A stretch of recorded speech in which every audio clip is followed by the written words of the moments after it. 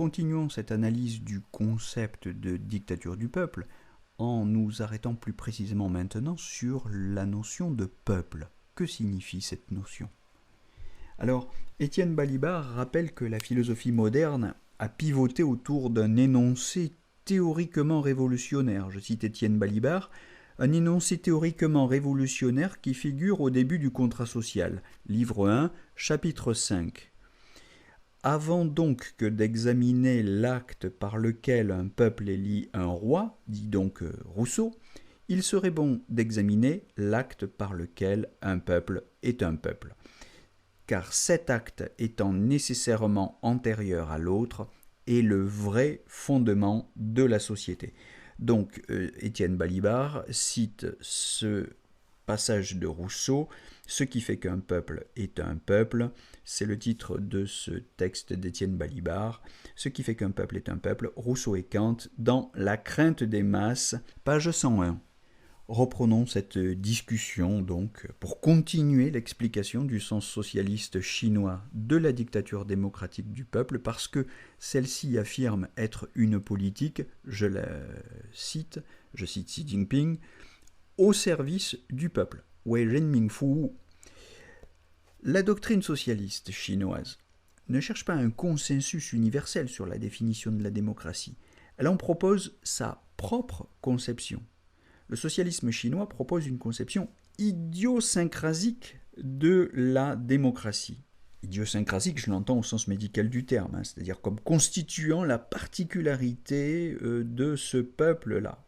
Xi Jinping souligne lui-même cette idée par une citation de Mencius au chapitre sur la démocratie socialiste pour défendre le concept d'une spécification des modèles politiques en fonction des pays.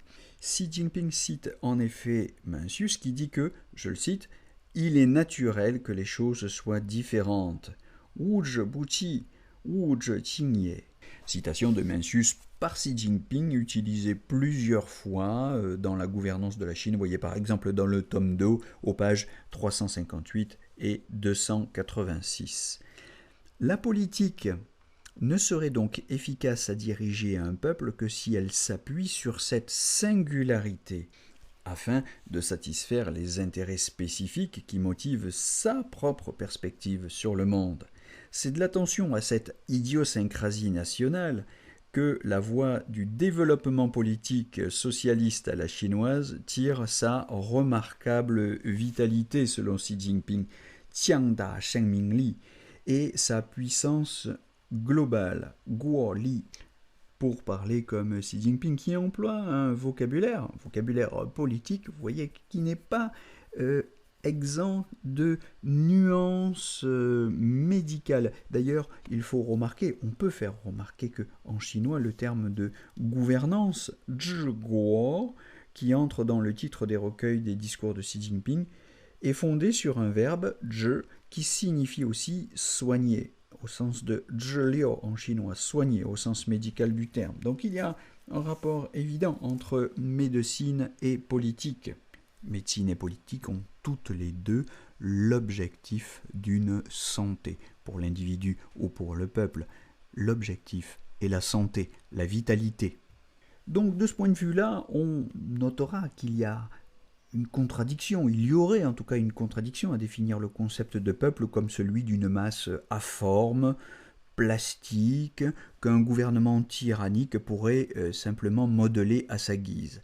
Si la théorie montesquivienne du despotisme oriental, sur laquelle on reviendra, nourrit depuis longtemps ce fantasme occidental, il y a cependant ici une contradiction avec le principe chinois d'un service pour le peuple, tel qu'on le trouve formulé déjà chez Karl Marx et Engels dans le manifeste du Parti communiste, formule qui sert de devise aujourd'hui en Chine socialiste. Chez Xi Jinping, le peuple ne désigne plus les masses politisées engagées dans la révolution pour y faire entendre directement leur voix, et il ne désigne pas non plus une simple donnée historique identifiable aux ethnies ou aux nationalités. Au fond, Le concept de peuple n'a pas en soi de sens dans l'histoire de la Chine, comme l'a démontré Gao Mobo, qui conteste la définition du peuple à partir des notions traditionnelles de race, ethnie et nationalité. Vous voyez par exemple dans son article qui sont les Chinois exactement, et dans la fabrique de la Chine, notamment page 83. Et entre parenthèses, pour souligner la distinction entre les concepts de peuple, Zhenming, et d'ethnie, Mingzhu, terme qu'on retrouve bien dans la constitution chinoise, eh bien, ce terme Mingzhu, ce terme qu'on traduit par ethnie ou nationalité au pluriel, est utilisé pour la première fois seulement en 1899 par Liang Qichao. Donc on ne peut pas confondre Mingzhu et Renming, les ethnies ou les nationalités, avec le peuple tel qu'il a été pensé tout au long de la longue histoire de la Chine. Et au fond, on peut se demander avec Gao Mobo, c'est une question qu'il faut au moins poser, si le concept de peuple n'avait absolument aucun sens dans l'histoire de la Chine. C'est l'hypothèse que fait Gao Mobo. Ce concept ne prend sens que dans le paradigme léniniste, c'est-à-dire au fond dans le courant du XXe siècle, ce peuple, Zhenming, on parle donc du concept chinois de Zhenming, pouvant être considéré comme le résultat de l'interprétation politique d'une avant-garde politique, c'est-à-dire le Parti communiste chinois, qui diagnostique les besoins ou les intérêts autour desquels une masse peut réaliser son unité en tant que peuple ou nation. Le concept de peuple, qui n'a donc rien d'évident, de spontané, de naturel, est le résultat d'un travail herméneutique, le travail herméneutique du parti. Ce travail prend dans le socialisme chinois la forme d'un processus consultatif, on y reviendra. Un simple coup d'œil sur l'histoire de la philosophie politique suffit à rappeler la diversité des conceptions qui ont été forgées, justifiant des pratiques démocratiques très différentes, comme l'a rappelé par exemple Yves Saint-Omer dans sa petite histoire de l'expérimentation démocratique, parue à la découverte en 2011. Je vous y renvoie. De l'Antiquité grecque à nos jours, la démocratie a ainsi pu susciter une large défiance. Pour Platon, elle encourageait une liberté dissolue, livrée à l'opinion débridée, qui n'est qu'une raison déréglée, et son organisation ne serait en réalité au fond qu'un grand désordre. Platon craignait la démocratie. Avant le milieu du XIXe siècle, et à l'exception du statut particulier que lui donne Spinoza, elle renvoie à la masse d'un peuple, un laos plutôt qu'un démos, agité par des passions changeantes et contradictoires, à laquelle les premiers républicains modernes, soucieux du bien commun, opposaient la classe des Montesquieu a une opinion également assez péjorative de la démocratie, qu'il ne puisse ressortir d'un gouvernement par le peuple ignorant que désordre et errance. Cela ressort encore assez clairement de la lecture de l'Esprit des lois.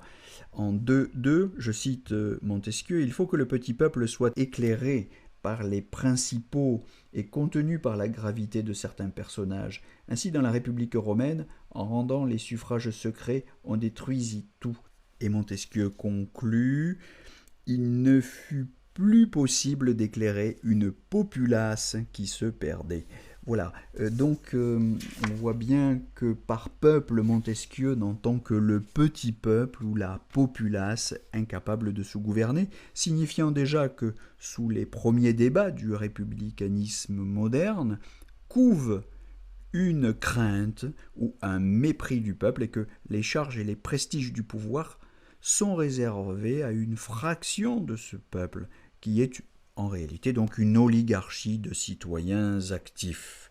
L'expression citoyen actif apparaît d'ailleurs en 1789 avec CIS, contre Rousseau bien sûr, et s'impose avec la Constitution de 1791, opposant aux citoyens passifs, c'est-à-dire non imposables, 3 millions de personnes à l'époque, et va jusqu'à distinguer les citoyens actifs restreints, 4 millions de personnes, des vrais citoyens actifs qui ne composaient qu'1% des citoyens actifs qui, outre un minimum imposable, étaient propriétaires. Bon, je trouve très intéressant de rappeler toutes ces distinctions de la philosophie politique ou du droit par lesquelles on voit que l'histoire de France, y compris l'histoire de la Révolution française, a tenté de s'immuniser contre une certaine idée de la démocratie, en tout cas.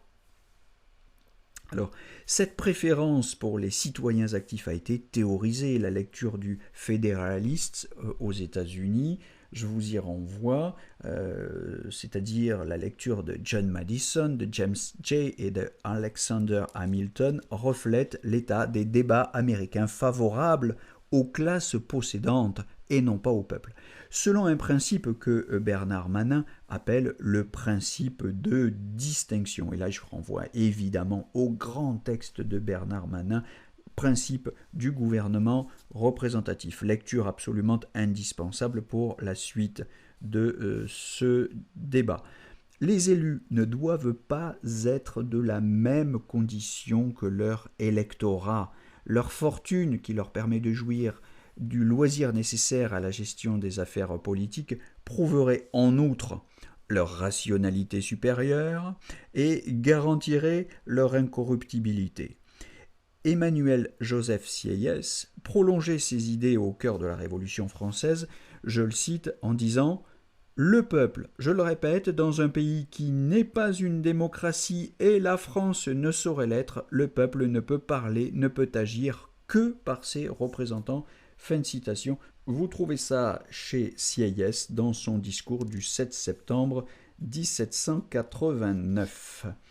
Donc, dans le régime représentatif, la délégation de pouvoir à des représentants, d'ailleurs conditionnée au sens, CENCS bien sûr, était un moyen d'empêcher le peuple d'exercer un pouvoir pour lequel il n'était pas fait, pour lequel les possédants considéraient que le peuple n'est pas fait. Et c'est la raison pour laquelle Sieyès ne voulait pas appeler un tel régime démocratie, terme qui n'a été adopté qu'après la mise en place du suffrage universel dans le courant du XIXe siècle. On y reviendra. Donc je ne vais pas plus loin pour aujourd'hui.